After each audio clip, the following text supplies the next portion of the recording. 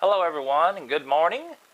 This is April the 28th and I thought we would start on our series about the Civil War now, and I am Dr.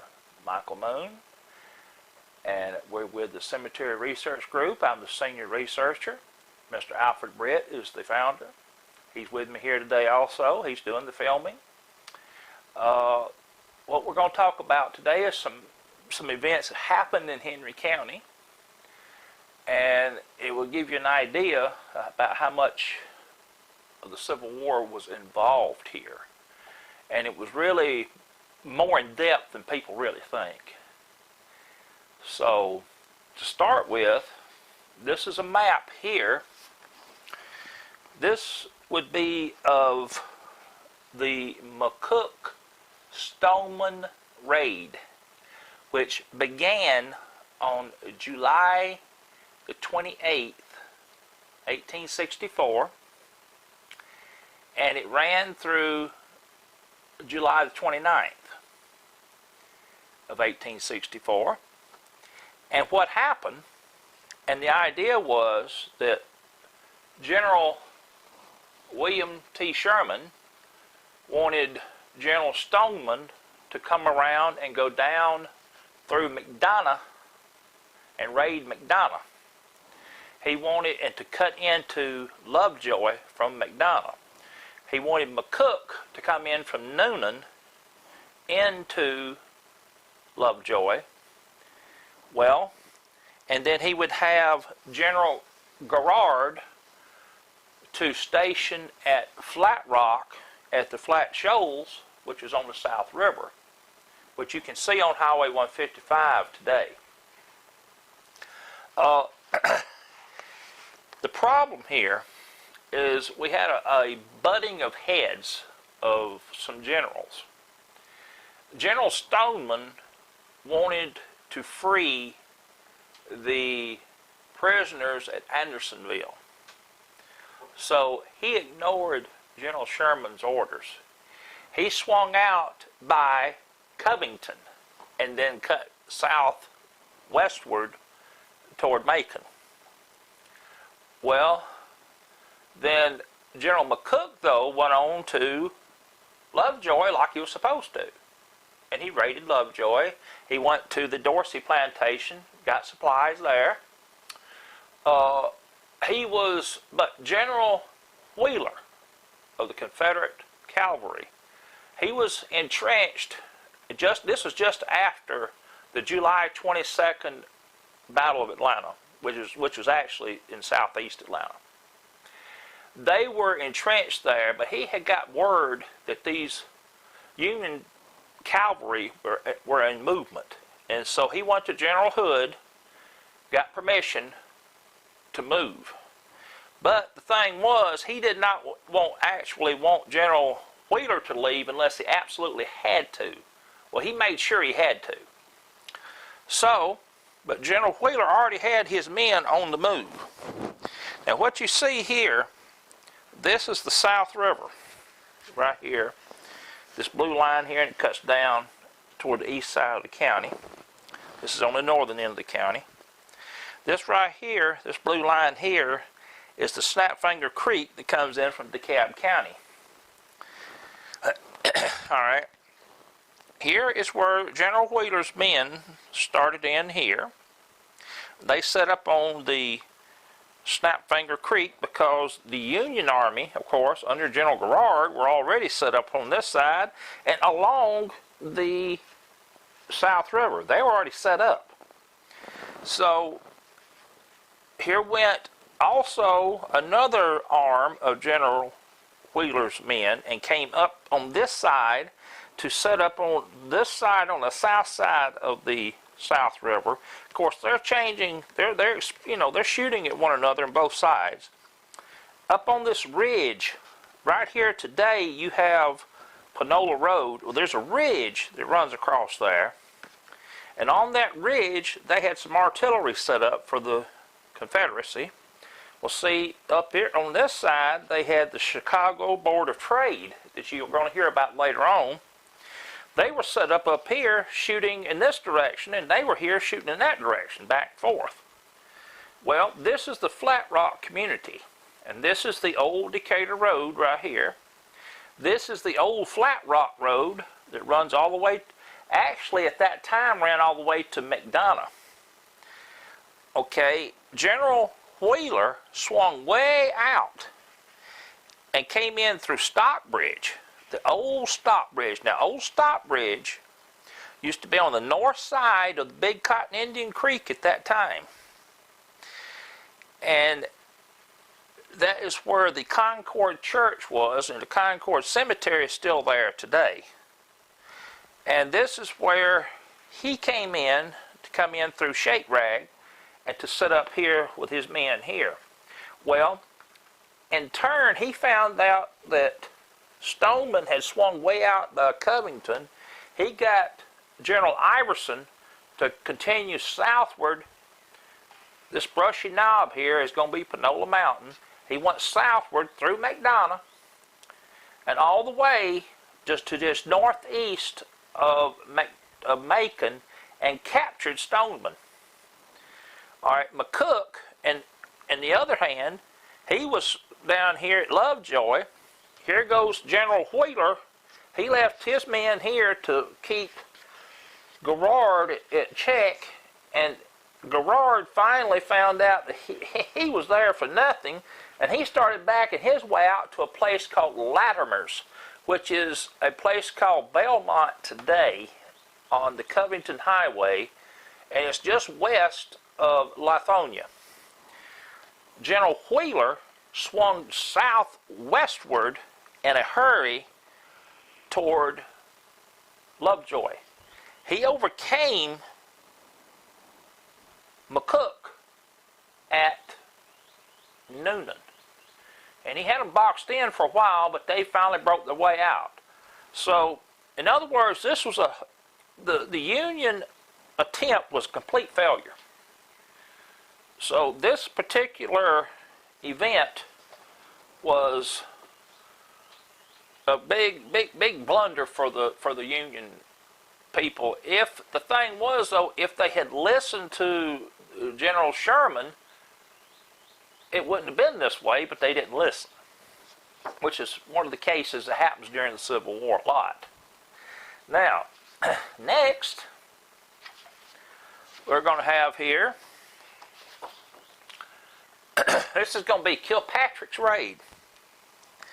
Now, Kirkpatricks Raid of August 20th, 1864, which came to Henry County, but it actually began on August the 18th. He left Sandtown, which is over here on the Chattahoochee River. He left Sandtown and came over to Palmetto. He split his forces there, and one force came south and to Fayetteville, and then was cutting over to which would be called Bear Creek, which would be Hampton today, was cutting over in that direction so it could come up from the south. Then he cut across to Jonesboro. Well, he met along the way General Sullivan Ross from the Texas Cavalry. Now, he kept backing up along the way, but he in other words, General Kirkpatrick had a strong force. Well, General Ross, he trailed along the railroad on this side, and but see, General Kirkpatrick went across through Jonesboro, did a lot of damage in Jonesboro. He tore up a lot of track there, and he went to the east of town, and then cut back to the southwest to Lovejoy. Well, coming into Lovejoy, he came into the area of the where the Dorsey Plantation would have been at that time. This group of Union Army were coming up from the south from Bear Creek, found out that there was a complete train load of infantry, Confederate infantry, along the railroad. They had to cut back through Fayetteville and take their way back to Sandtown. In other words, they were useless. So, here in Lovejoy, you had General Ross coming in to surround him from one end, and you had the infantry on the other end. All right.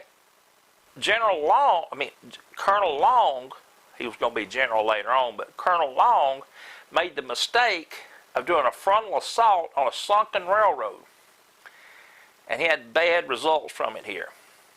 So he backed his way back over here to the Dorsey plantation. And they were getting shelled pretty bad there at that plantation. The house got shut up pretty bad.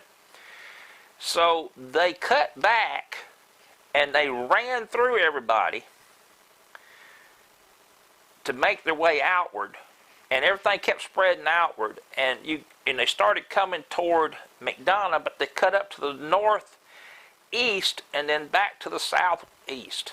And then in this area of working their way across, you would have to go across a whole lot of different pieces of property.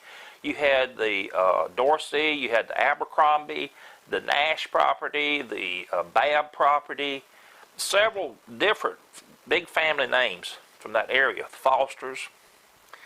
And at Walnut Creek was where the Mississippi Regiment met the back end of the Union Army there, and they shelled the Foster home pretty bad.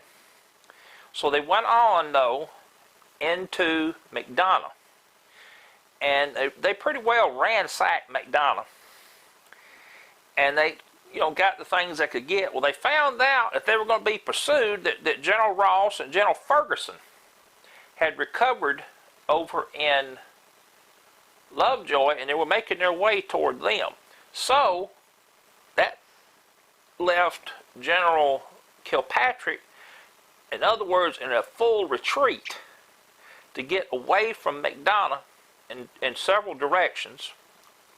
And they came by the Flat Rock Road, which they knew, again, General Garrard had been sent back to Flat Rock to give a back door for them to get out. So they were going out in different directions, and they came out into this whole area up in here. They came out through Flat Rock. They came out over into the far eastern side of where Panola Mountain would be today, going toward Lithonia, and then they would all cut and regroup and cut back toward Atlanta and come back into Buckhead where General Sherman was. Well, General Sherman again was very displeased because that was basically a failure. They lost their selves here, and because the trains were running again, bringing supplies in from Macon for General Hood in Atlanta. So that left them in a bad way, in a bad position with him. Well, then on the 31st of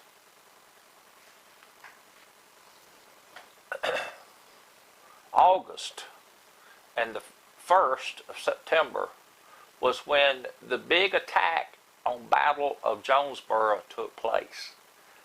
And that's when Oliver Howard and the 17th Corps, 15th Corps, and they took over again and attacking Jonesboro. And I mean, the Confederacy took heavy losses there. Well, General Hardee was in position there, and he took his men out that night and worked their way again to the east and then back to the southwest to the safety of Lovejoy, because at Lovejoy they had already began building earthworks which would be protection in case of they had to retreat from Atlanta. Now, during this time, something interesting happened. A train left Atlanta on the night of the 31st of August with wounded soldiers on it. This train had to pass through Jonesboro while the battle was going on. But they let them pass. And they were on their way south, and down at just south of, or northeast or northwest of Barnesville and just south of Milner, they collided with a northbound express that was carrying supplies to General Hood and killed 35 men. And those men are buried along the side of the railroad track there today. It was a sad, sad thing to happen. But it's an interesting note, though, that the Union Army allowed them to pass. So it's something to think about. Then, after that time, Atlanta fell. General Hood had to move out of Atlanta, brought his men down the McDonough Road, but in the meantime, out in the area of what would be Cabbagetown today, and the where Oakland Cemetery is, in that area, just east of there, is where the train load of ammunition was detonated. And that, they said, even looked like a volcanic eruption from Henry County. Even General Sherman, it shook him because he didn't know what it was. I mean, the vibrations were violent. So he didn't want the Union Army to get that ammunition, though, and he detonated it all. But when he did a lot of damage to a lot of East Atlanta. Now, that area at the time was what we would call the country today, but it was still close enough to the city to cause some damage, a lot of damage. A lot of broken windows, even in Decatur, it caused damage there. So, but anyway, General Hood brought his men south to McDonough. And they camped there with General Wheeler in McDonough, brought their wounded that they could, and then they worked their way westward to Lovejoy. And they would stay at Lovejoy for 2 weeks. General Hood occupied the home that is the home of the Talmadges today. At that time, it was the Crawford home. But today it belongs to the Herman Eugene Talmadge family. So then when he left there, he took 20,000 of his men and left. He left a contingent here. He left the part of the regulars, and he left the home guard to take care of this area, because they knew that Sherman was going to leave Atlanta, and when he did, they wanted to try to stop him at anywhere they could. So he went to Palmetto. Now, this is another interesting fact. He met with President Jefferson Davis of the Confederacy now at Palmetto. President Davis came all the way from Richmond, Virginia, and had to come down the eastern seaboard and around and up from the southeast to meet with General Hood. That was a journey. It took a pretty good journey to do that, and a fast journey. But he made it here just to talk to him about what he wanted him to do. Nobody really knows fully about what their conversation was about. So he left here and went on to Alabama, and then on to Tennessee. Of course, they was cutting off all the supply line of General Sherman behind, General Sherman. Now, in October of 1864, General Sherman was sending out foraging parties to northeastern or northern half of Henry County. Now, in this area here that you're going to see shaded in green, in this area here we are again, South River. Here's General Garrard again. That poor man had to, he was just basically the police gate here. Here's your South River. This is the roads going to McDonough. Now, they raided this entire area here, and during a 2-day period they left here in this area. They ransacked, looted, just whatever you can name of food, of any kind of crops, animals, sugar items, whatever they could take that would be usable. Whatever they couldn't take, they either killed or they just destroyed it. But they came out of here with 500 wagon loads out of this area right here and went back around here, right back up to Atlanta. 1 week later, and now this will be the 2nd week of October of 1864, they came in. This orange area that you see, this little bit wider spread out area here, they came back again and they looted, ransacked, took, basically raped the land. And there's one area in here that is, see, this area of northern Henry County has very fertile soil because of that river. And they took 700 wagon loads more. So that means in the 2 weeks period, they took 1,200 wagon loads of supplies out of Henry County. Now, Henry County was left, I'm talking about pillaged. I mean, just left wide open. So this is, and it left the people in a hard way because they had trouble with food. I mean, this was sad. I mean, it's even told, it's true, that women would even follow along behind the soldiers trying to pick up kernels of corn just to have something to eat. I mean, it was horrible. Now, in this next plate here, I'm going to show, this is going to be the march to the sea. Now, in this, we were on the right wing of General Sherman's army. He went with the left wing out through Decatur, through Covington, Conyers, Covington, that way. On our side, though, they left Atlanta and made 15 miles in 1 day, which was a lot of mileage.